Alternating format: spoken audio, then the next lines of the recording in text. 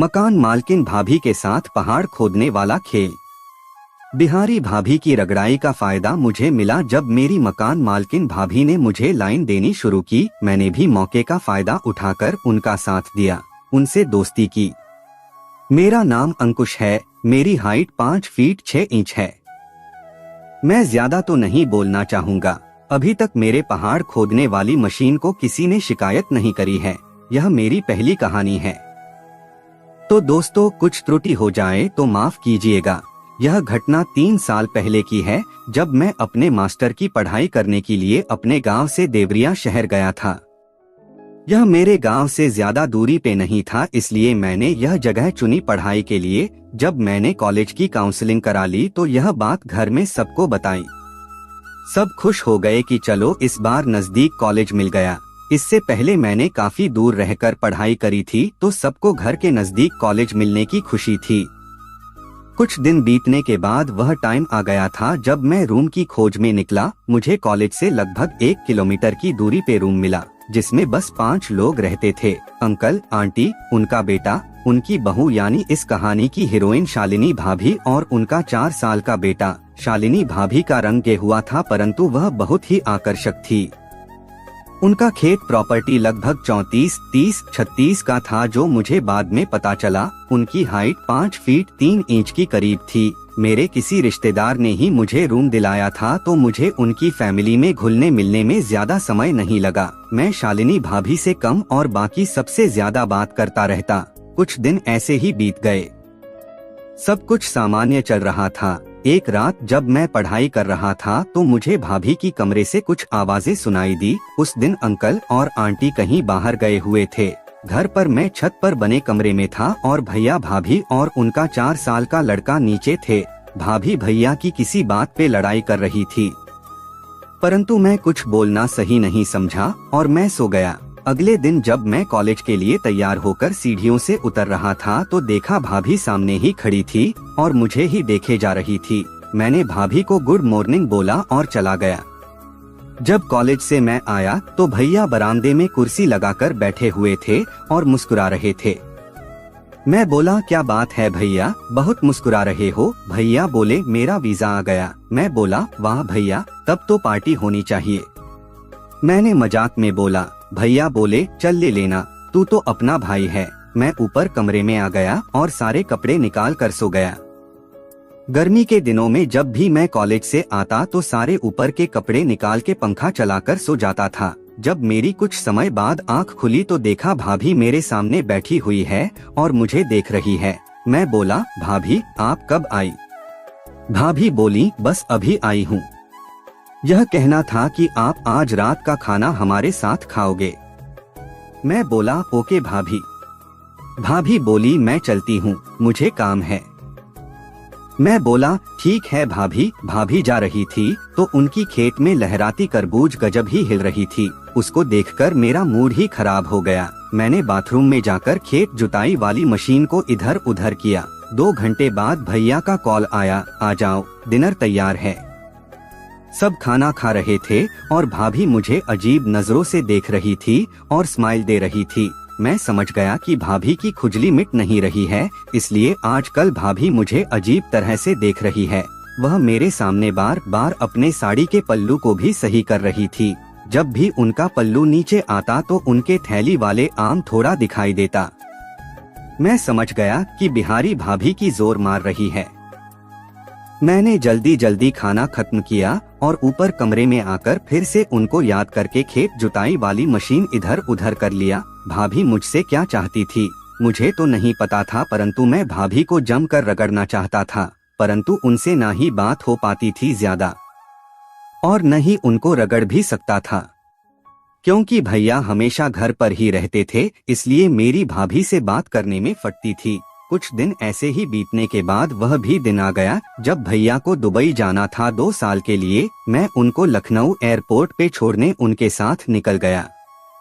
उनकी अगली सुबह फ्लाइट थी तो हम दोनों रात को ही ट्रेन ले ली और टाइम से लखनऊ एयरपोर्ट पहुंच गए। वहां पहुंचने के बाद भैया ने मुझे समझाया, देख अंकुश, अभी तू ही है घर में, मम्मी पापा और अपनी भाभी का ध्यान रखना। अगर उनको कोई दिक्कत हो तो हेल्प कर देना। भैया ने कहा मुझे। मैं बोला आप टेंशन ना लो भैया, कुछ भी दिक्कत नहीं होगी, मैं हूं ना। फिर भैया ने फ्लाइट पकड़ ली। मैं घर आ गया। जब घर आया तो सबने पूछा कि वे सही से बैठ गए थे ना। मैंने हाँ बोला, परंतु आंटी की आंखों में मैंने आंसू देखे तो मैंने उनको सांत्वना दी कि मैं हूं ना अभी, आप टेंशन ना लो, मैं आप सबका ध्यान रखूंगा। वास्तव में भैया पहली बार जा रहे थे दूसरे देश में काम करने के लिए। मैं भैया को छोड़ के लखनऊ से आया और अपने कमरे में सोने चला गया। कुछ समय बाद मैं सोकर उठा तो देखा कि भाभी का कॉल आया हुआ था। मैंने कॉल बैक किया और भाभी उधर से बोली थोड़ा नीचे आना। मैं बोला ओके आता हूँ। भाभी बोली कल मुझे अपने मायके जाना है कुछ दिनों के लिए। मैं बोला क्यों, क्या हुआ भाभी? भाभी बोली मेरे भाई की बीवी का बच्चा हुआ है, वे सब हॉस्पिटल में हैं, मुझे कल ही जाना पड़ेगा।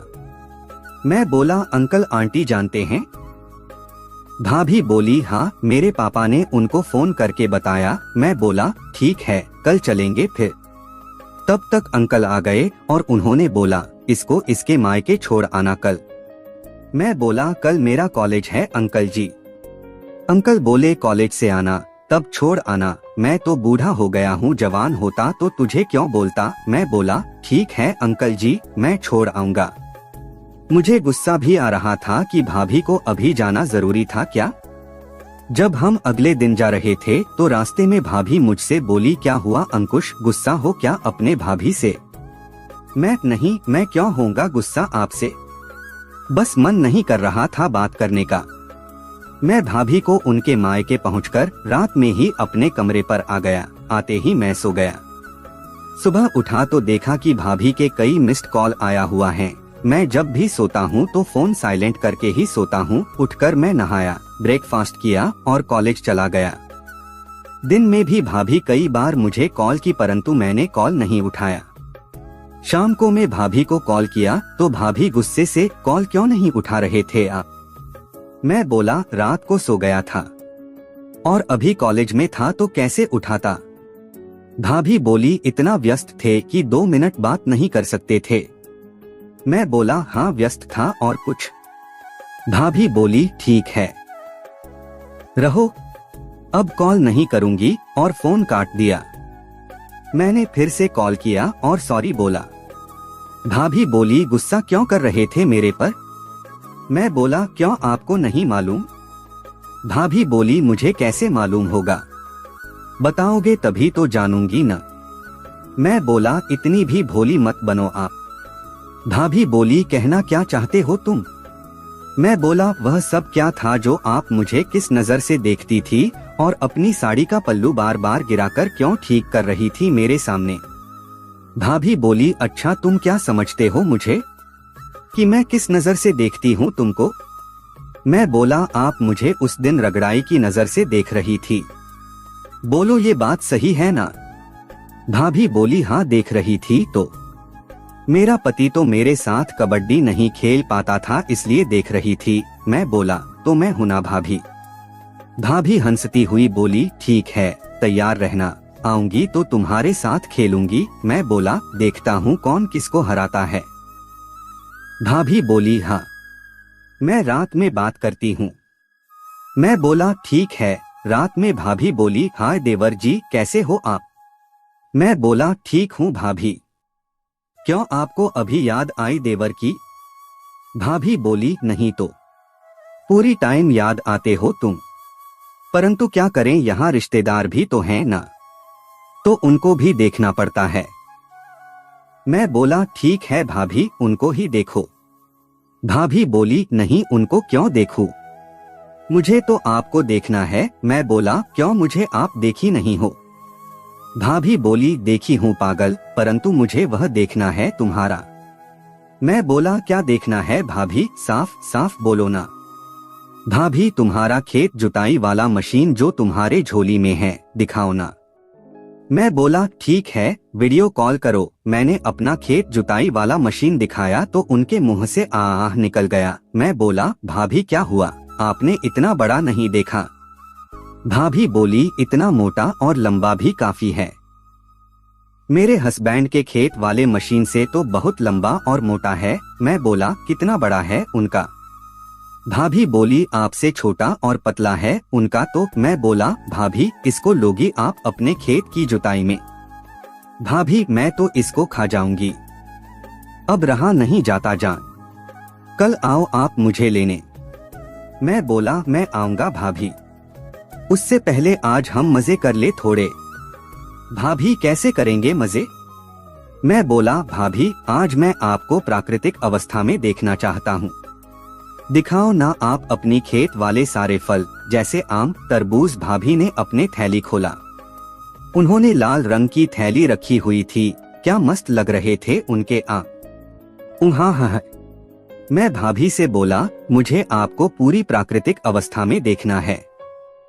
तो भाभी झट से मान गई। भाभी अपने सारे पर्दे एक एक करके निकालती गई और मैं उनको देखकर अपना खेत वाले मशीन इधर उधर कर रहा था। क्या मस्त थैली वाले आम थे उनके, एकदम टाइट। लग रहा था कि भैया ने उनको सही से चूसे ही नहीं थे। उनका गेहुआ और चिकना जमीन मेरे होश उड़ा रहा था। मन कर रहा था कि अभी जाकर भाभी को रगड़ दूं। जब भाभी ने अपनी झोली निकाली तो क्या खेत वाले तरबूज थे। दोस्तों, आपको अपने शब्दों में बयान ही नहीं कर पाऊंगा। मैं बोला, भाभी खेत वाले तरबूज केले के टहनियां हटाकर दिखाओ ना, प्लीज कुछ करो ना उसमें, मुझे आपकी तरबूज का रस पीना है। भाभी बोली, ओके देवर जी, यह देखिए अपनी शालिनी भाभी की खेत वाले तरबूज। मैं बोला, भाभी एक बार मुझे ये सारे फल खिला दी होती। इतनी मस्त आम और तरबूज लेकर क्यों भाग गई भाभी? भाभी आप टेंशन ना लो मेरे राजा, जल्दी ही इस खेत वाले पहाड़ को आपका जादुई जुताई वाला मशीन जोत देगा। जल्दी ही आऊंगी अपने देवर से जमीन जुतवाने के लिए। मैं भी तड़प रही हूँ जान, और उस जमीन में कबड्डी खेलेंगे। आपके भैया मेरे साथ खेल नहीं कर पाते। उस दिन हमारी लड़ाई हुई थी। हम दोनों ने ऐसे ही वीडियो कॉलिंग पे बात करते रहे, एक दूसरे को जमीन दिखाकर दिखा रहे थे। भाभी अपना खेत वाले पहाड़ में उंगली कर रही थी और आमों को छू रही थी, और मैं उनको देखकर खेत जुताई वाला मशीन इधर उधर कर रहा था। ऐसे ही हम मस्ती करके एक दूसरे के निकाल कर सो गए। अगले दिन जब उठा तो देखा भाभी अपनी ढेर सारी फोटो सेंड करी थी। क्या मस्त जमीन था उनका। भाभी को तो ऊपर से बहुत देखा था, परंतु भाभी का अंदर से जमीन देखकर मेरा खेत जुताई का मन करने लगा। फिर मैंने भाभी की फोटो देखते हुए मशीन को इधर से उधर किया और फ्रेश होकर कॉलेज चला गया। कॉलेज जाते हुए सोच रहा था कि आज भाभी को लेने जाना है, और उनकी फोटो मेरे दिमाग में अभी भी घूम रही थी। मेरा खेत वाले मशीन की वजह से दर्द हो रहा था। जब मैं शाम को कॉलेज से आया तो अंकल ने बोला, जाकर शालिनी को लेकर आओ। आने को बोल रही थी। 1 घंटे के बाइक राइडिंग करने के बाद भाभी के घर पहुंच गया, पर भाभी वहां दिख नहीं रही थी और सारे रिश्तेदार भी चले गए थे। 10 मिनट के बाद एक लड़की मेरे लिए चाय लेकर आई। क्या मस्त लग रही थी। जब वह गई तो मैं उसको ही देख रहा था। तभी मेरे पीछे से मेरे कान में किसी ने धीरे से बोला, क्या देख रहे हो?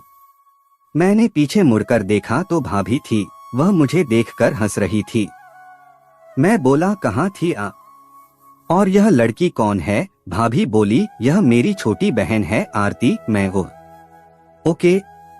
फिर मैंने कहा, भाभी जल्दी रेडी हो जाओ, चलते हैं हम। भाभी हंसती हुई, क्यों आपका खेत जुताई वाला मशीन मान नहीं रहा? मैं बोला, नहीं मान रहा है, मुझे आपको रगड़ना है। जमकर बहुत इंतजार कराया है आपने।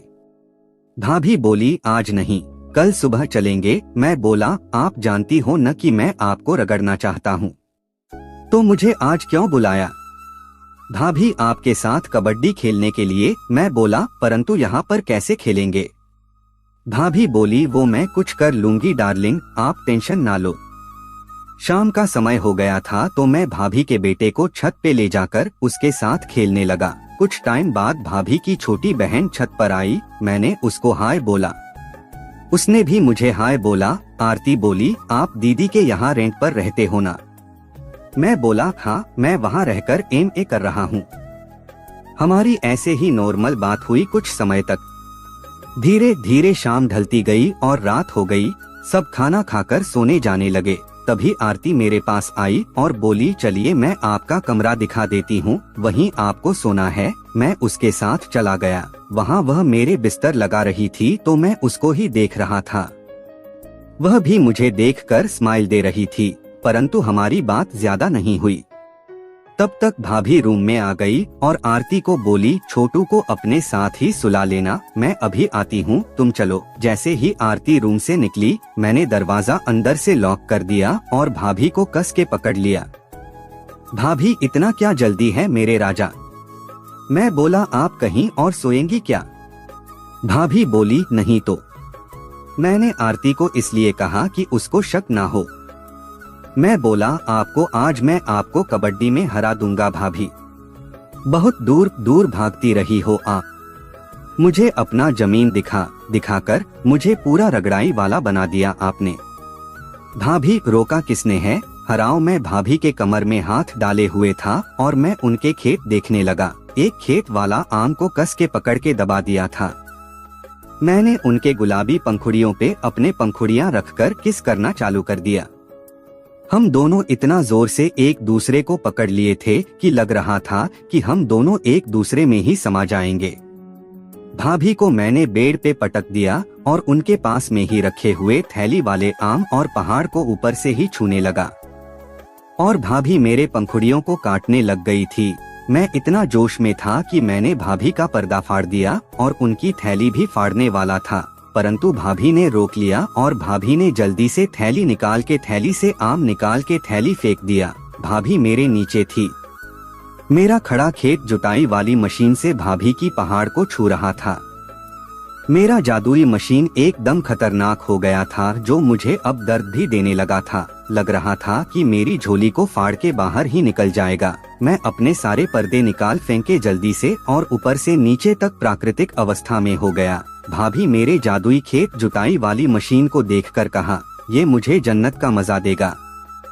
भाभी को रगड़ाई का मजा देते 10 मिनट ही हुए थे।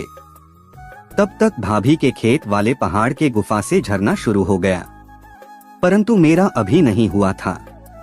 मैंने भाभी को लगातार काफी देर तक खूब रगड़ा। इस दौरान भाभी का झरना 2 बार बह चुका था। मैंने भाभी से पूछा, कहाँ निकालूं? तो भाभी बोली, इतने मस्त खेत जुताई वाली मशीन का माल मैं अपनी पहाड़ में लेना पसंद करूंगी। मैं बोला, भाभी कैसी रही मेरी पहली कबड्डी मैच? भाभी, मस्त खेलते हो मेरे राजा। उहाँ। फिर हम ऐसे ही बात करते रहे कुछ टाइम तक। मैं बोला, भाभी मुझे आपकी खेत वाले तरबूज खानी है। भाभी बोली, यहाँ नहीं, घर जाकर दूंगी। फिर हम दोनों का 5 मिनट के बाद फिर से हमारी कबड्डी का दौर चला। इस बार मैंने भाभी को हरा दिया और भाभी ने भी मेरे साथ खुलकर खेली थी। मैंने भाभी को उस रात कई बार खेली और हम सो गए। सुबह उठा तो भाभी मेरे पास नहीं थी। मैंने जल्दी जल्दी कपड़े पहने और बाहर जैसे ही निकला तो आरती से टकरा गया। मैं बोला, सॉरी आरती जी, मैंने देखा नहीं आपको। आरती बोली, कोई बात नहीं, हो जाता है। मैं बोला, आपने भाभी को देखा? आई मीन अपनी दीदी को? आरती बोली, वह बाहर है। परंतु आप इतना जल्दी में क्यों हो, क्या बात है? मैं बोला, अरे कुछ नहीं, हमको अभी निकलना था। आरती बोली, तो आप ही ना लेट उठे हैं?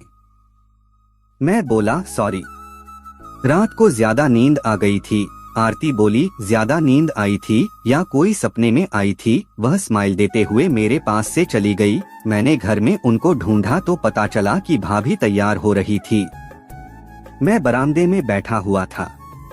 तभी उसकी बहन आरती आई और मुझे एक कागज का टुकड़ा थमाकर चली गई। मैंने खोला तो उस पर उसका नंबर लिखा हुआ था। मैंने उसको देखा तो वह शर्माती हुई अंदर चली गई, परंतु मुझे तो खुशी थी कि चलो एक और खेत मिल गई मुझे।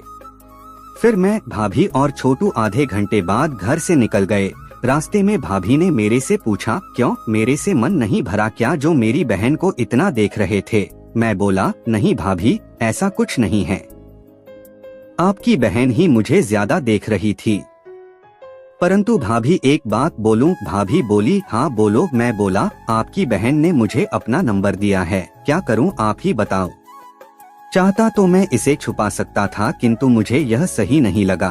भाभी बोली आप बहुत अच्छे हो अंकुश, इसलिए मैं आपसे प्यार करती हूँ क्योंकि आप ट्रस्टेबल हो। मैं बोला भाभी आप टेंशन ना लो, हम दोनों के रिश्ते के बारे में किसी को कुछ नहीं पता चलेगा, प्रॉमिस। भाभी बोली ठीक है, तुम मेरी बहन के साथ कबड्डी खेलना चाहते हो तो खेल लेना, कुछ दिन के लिए मैं उसको अपने पास बुला लूंगी। मैं बोला थैंक यू भाभी, आप बहुत अच्छी हो। भाभी बोली तुम भी अच्छे हो मेरे राजा। तो दोस्तों ये थी हमारी आज की कहानी। उम्मीद है इस कहानी को आपने पूरा जरूर सुना होगा और ये कहानी आपको जरा भी पसंद आई हो। वीडियो को लाइक और चैनल को सब्सक्राइब करना ना भूले और ऐसी ही मनोरंजक कहानी सबसे पहले सुनने के लिए बेल आइकॉन को भी ऑल पे सेट कर ले। और इस कहानी से हम किसी को भी बुरा या गलत संदेश या राह नहीं दिखाते, आप सभी इसे सिर्फ मनोरंजन हेतु ही देखना। और इस कहानी को पूरा सुनने के लिए आप सभी का दिल से शुक्रिया। और प्रस्तुत कहानी पूर्णतः काल्पनिक कथा है। इस कहानी के पात्र, स्थान और घटनाएं काल्पनिक है। इस कहानी का उद्देश्य सिर्फ शिक्षा, प्रेरणा एवं मनोरंजन प्रदान करना है। किसी की धार्मिक एवं सामाजिक भावनाओं को ठेस पहुंचाना हमारा उद्देश्य नहीं है। अगर ये कहानी किसी के असल जिंदगी से मेल खाती है तो ये केवल एक इत्तेफाक मात्र है। समाज की किसी भी कुप्रथा का समर्थन हम नहीं करते। धन्यवाद।